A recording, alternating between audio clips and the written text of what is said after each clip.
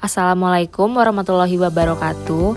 Pada kesempatan kali ini, saya akan memaparkan video monolog berjudul Aku, Smart ASN, dan Instasiku.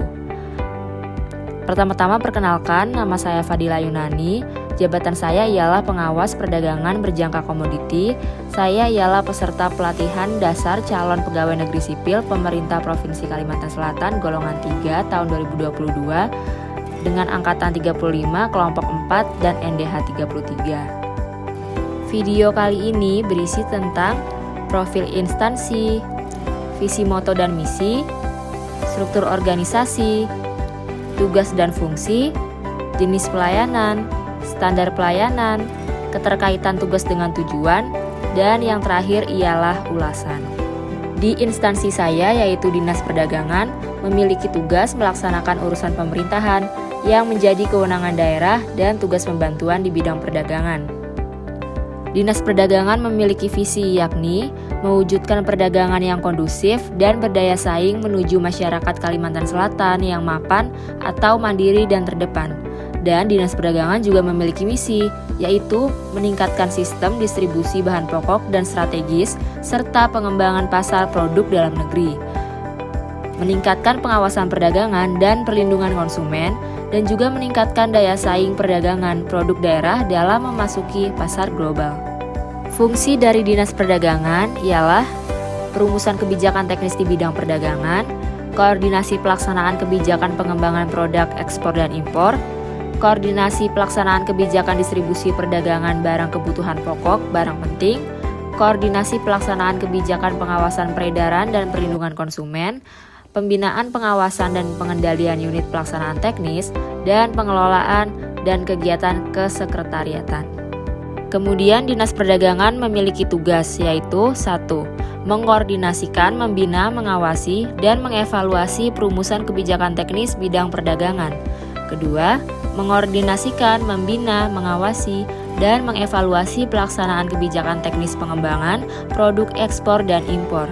Yang ketiga, mengkoordinasikan, membina, mengawasi, dan mengevaluasi pelaksanaan kebijakan teknis distribusi perdagangan barang, kebutuhan pokok, dan barang penting. Yang keempat, mengkoordinasikan, membina, mengawasi, dan mengevaluasi pelaksanaan kebijakan teknis pengawasan peredaran. Yang kelima, membina, mengawasi, dan mengendalikan unit pelaksana teknis daerah.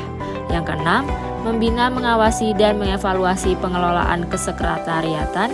Yang ketujuh, melaksanakan tugas lain sesuai dengan bidang tugas dan kewenangannya.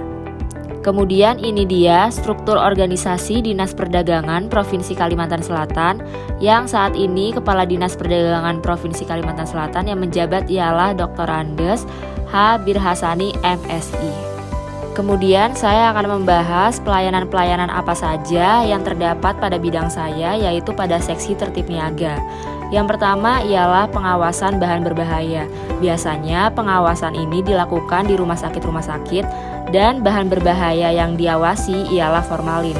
Karena ditakutkan rumah sakit menjual secara ilegal formalin ke para pelaku usaha yang nakal yang menggunakan formalin untuk bahan makanan, sehingga distribusi formalin ini perlu diawasi. Selanjutnya ialah pengawasan pupuk bersubsidi. Pengawasan pupuk bersubsidi ini biasa dilakukan di agen pupuk bersubsidi dengan ketentuan harga yang sesuai dari pemerintah. Kemudian selanjutnya ialah pengawasan minuman beralkohol, di mana minuman beralkohol yang diawasi ialah minuman beralkohol golongan A, B, dan C yang distributornya jelas dan membayar pajak. Dan yang selanjutnya ialah pengawasan barang beredar dan jasa, di mana produk-produk yang diawasi ialah produk elektronik untuk mengetahui apakah produk tersebut sesuai dengan SNI atau tidak. Kemudian selanjutnya ialah pengawasan bahan bakar LPG yang bersubsidi. Dan yang terakhir ialah sosialisasi dan bimbingan kepada para pelaku usaha dan konsumen ke kabupaten-kabupaten. Standar pelayanan pada seksi tertib niaga. Standar prosedur dan kriteria pengawasan tentunya mengacu pada undang-undang dan peraturan Menteri Perdagangan. Kemudian berita acara pengawasan sebagai laporan hasil pengawasan sesuai dengan data yang ada di lapangan. Bahan bimbingan teknis pengawasan disampaikan kepada para pelaku usaha sesuai dengan ketentuan dan pelaksanaan sosialisasi dengan mengundang narasumber yang kompeten dari bidangnya, serta konsumen dan pelaku usaha. Keterkaitan tugas dengan tujuan instansi yaitu pengawasan dilakukan sebagai upaya perlindungan konsumen atas hak-hak dalam memperoleh produk dan jasa sesuai dengan ketentuan.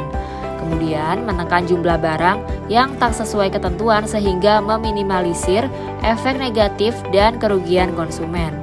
Kemudian, mengedukasi dan membina kepada para pelaku usaha jika ditemukan produk yang dijualnya tidak sesuai ketentuan sehingga para pelaku usaha menjadi lebih cerdas dalam memilih produk yang dijualnya. Dan yang terakhir ialah sosialisasi dijalankan dengan harapan konsumen dapat menjadi konsumen yang cerdas.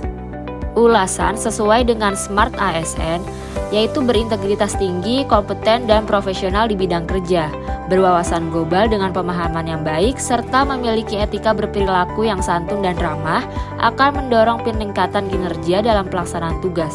Pemahaman digital juga diperlukan dan menjadi salah satu faktor keberhasilan dalam terwujudnya ASN yang smart. Sekian presentasi dari saya. Wabillahi taufiq wal hidayah. Wassalamualaikum warahmatullahi wabarakatuh.